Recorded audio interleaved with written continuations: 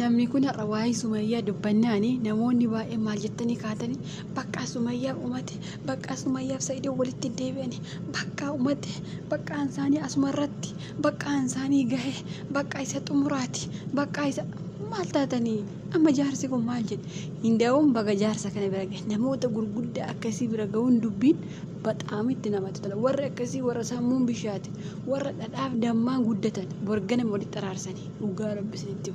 namichi kana bira ga'uu isaatti dubbiin Sumayyaa fa'a ani baay'ee takka gammade dhugaa rabbi namoonni gurguddaa akkasii irraa dubbachuutti ani baay'ee gammada garuu warra kushumaan kushii akkanaan Saidoon asiin bahe Ayyuun asiin baate Sumayyaan asiin baate warri jettan isin inkijibina hinumaa jireenya namaa keessa hin bukeessinaa dhugaa rabbi gubadhee har'a gubadhee viidiyoo nama meeqa arge beektu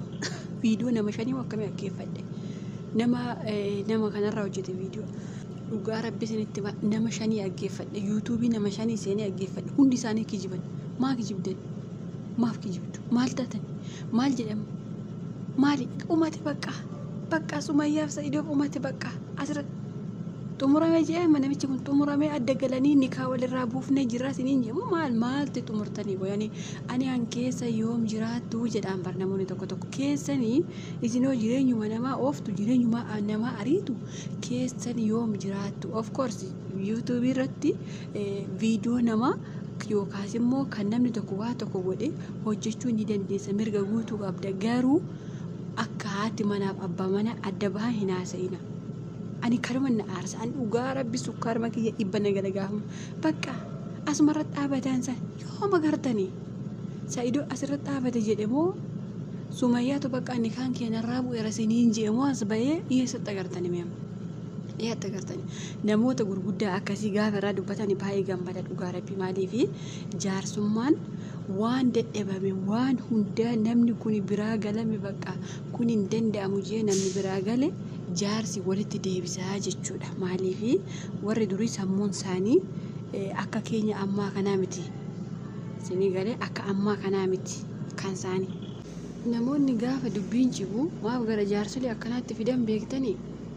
gaafa bakka wanti hundi didamee bakka ati xumurte jettee biraa galtu jaarsi maal godhare fideetu walitti araarsaa jechuudha maaf jaarsi jedhamanii warra akkasii warri umriin isaanii akkas xiqqoo ol siqe kuni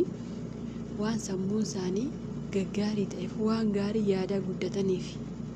siigalee durumaan isaan jireenya gaarii yaadaa haadha manaaf abbaa manaa walitti deebisaa guddatan ijoolleen zaman amma jireenya diigaa haadha manaaf abbaa manaa walitti nagaa kanatti waan guddataniif umurii keessan guutuu lakkuma taftanii warra kan dhugaa rabbi warri koomentii illee warri viidiyoo hojjetanillee intee maal taatanii hinumaa namni gaafa ati viidiyoo akka isaan walii kan irratti hojjettuu fi akka isaan wallan gaafa ati koomentii barreessitu yooma walitti araaramuuf yaada qabaatanillee bakka koomentii keessana ilaalaniitu walloluu yookaas immoo walii kudanda'u jechuudha amma namoonni tokko maal jasanii fakkaate Sumayyaan duraanuu jagna waan taateef Saidootti hin deebitu bakka jireenyi ishee asirratti dhaabbatee jira Saidoolle hiiktee jirti bakka asirratti isaanii uumate jagnummaan dubartii maalii jedhanii warra tokko warrummaan dubartiin jagna jettanii fi dubartoonni ani jagna hin jettan hin kijibina jagnummaan dubartii barrii oli bakka kushinaa keessa mana keessa jagnummaan dubartii maa inni jagni maalidha maa kijibdanii waraana isa kam deemtee du'aa qawwee qabattee waraana deemtee duulteetu mootee galte maal irratti jagna taate garuu warra kana jettan akka jireenyi sun uttumaayyuu diigamu akka jarri ittumaayyuu adda baatee ijoolleen isaanii adda haaftu barbaadda yoo taatan malee inda'uun namoonni tokko sammuu isaanii keessa gaafa haasa'anii wanta isaan sammuu isaanii keessa hin jirre isa haasa'an isaanii immoo gana isa namni sun hin yaadne isin immoo sammuu keessaa fuutanii haasoftan namni sun yaadaan iyyuu qabu bar dhugaa rabbi kanaaf warreen isheef umateera bakka Saidoofillee umateera jettanii dhiisaame isiniif dhumate isiniif jireenya keessattuu isiniif dhumate yoo ta'e malee ansaanii ganaa itti fufaa dhugaa rabbi hinumaa bakka gaafa jaarsa guddaa akkasii argitan bakka umatee jira jaarsummaan dadhabee jira yoom taa'ani jaarsummaa yoom taa'ame yoom dhagame yoom Gondar deeman yoom Bahar Dar deeman yoom dhagani viidiyoo isa kam argine amma Sa'idoon dhaqee jaarsummaan kiyya har'aa Sumayyaatti jaarsummaa argachaa jira maatii isheetti jaarsummaa argachaa jira nuun jedhee viidiyoo akkasii agarreerra. Akkanumaan sammuu keessaa fuudhee bakka isheen bakka walee uummatanii bakka isaanii uummate bakka uummateefi eessaa uummateefi ganaa dabar.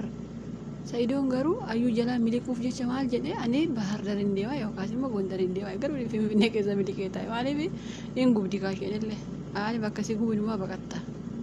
bakka itti xiqqoo qabbanooftu barbaaddatta malee bakka si gubu inumaa baqatta kun seeruma jiru. Dubartiin immoo yoo abbaa manaa ishee ganama galgala akkasiin godhi sanan ta'in jettee yoo qoxaaxarii itti ba'iftee biraa deemetu bakka itti boqochuu argatutti boqotaa jechuudha. Kanaafuu waan Gondar deeme siin qabu waan Bahar Dar deeme siin qabu Finfinnee musaa kee jira jechuudha. Maaliif afaan sarraa ageenya rakka akka inni Finfinnee jiru Finfinnee akka inni jiru ageenya moo ageenya jechuudha hundi keenya. Kanaaf waa har'a nama guddaa jaarsummaa as haa ta'u oduu waa tokkos haa ta'u Sumayyaan hin diddee maaliidha afaan isaaniitiin haajaan iyyuu malee otoo namni guddaan kun agee Sumayyaatti dubbate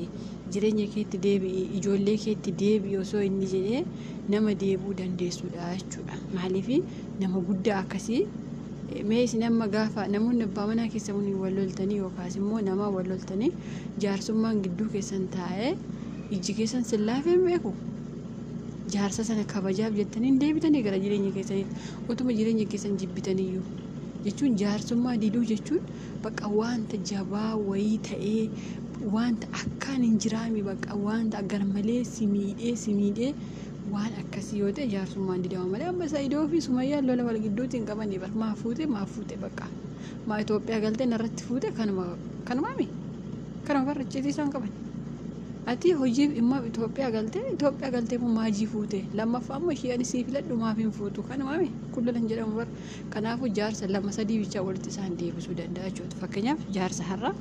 fi nama tokko biratti dabalatanii bakka walitti deebisan kanumaami xumurame bar. Jaarsolee gurguddaa akkasii duraaniyyuu Sa'idoon hin goyoome malee utuu ani isaati jaarsolee akkas namoota gurguddaa itti ergee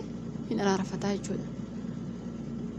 Maaliif Sa'idoo illee jaanjee jira kan maal godhanii uummanni asumaa basi inni kaan Sa'idoon asiin bahee jedha inni kaan Sa'idoon achiin bahee jedha mataa galabbatanii kaanii bar dhugaa rabbi. Ani bar gaafa oduun natti baay'atu yookaas immoo waan tokko natti baay'atu mataan naannaa isuma beekullee hin wallaala. Kanaaf ofii uummanni keenya Sa'idoo harka gate yookaas immoo waan dubbatee waan isu akka inni wallaalu gootan malee otoo qas jedhee gara jaarsa gurguddaatti deemee jaarsummaa isaa ergateera ta'e yoo na araarfate jaartolii isaa lamaan faana nagaan jiraachuudha silaa yoona kana dhugaa rabbi. Indee inumaayyuu viidiyoo Sa'idoo duraa tokko yeroo ilaalanii viidiyoo Sa'idoo kan yeroo inni Sumayyaa faana jireenya isaa dabarsaa ture imimmaan tunaa qaba dhugaa rabbi. Kanaaf namni akkatti wal jaalatu namni akkatti biyya Oromaa keessa waliin ture biyya Oromaa keessatti ijoollee godhate biyya Oromaa keessatti gaa'ila isaa uummate qalbiimatti waliisa jettanii yaadina qalbiimatti dallaa miti ko gaa'ila keessaa yoo ansaan isaa addaati biyya Oromaa keessatti feetu nyaattee feetu dhugdee akka hin taanetti waliin dabarsitee battalumaa utaaltee walii kun ni ulfaata jechuudha. Akka isaanitti ni ulfaata isiniif garuu ulfaachuu dhiisuu danda'a. Keessaafuu warra waa'ee gaa'ilaa hin beekne kanatti ulfaachuu dhiisuu danda'a jechuudha warra akka keessanii kanatti dhugaa rabbi isinitti. Kanaaf waanummaa isaa waliin dhiisnee hojjettanii afaan keessaniin balleessina isinii jechuu barbaada. Rabbi walitti akka isaan deebisu akka amantaa keessanitti kadhaa fi yoo dandeessa yoo dadhabdan immoo itti dhiisa.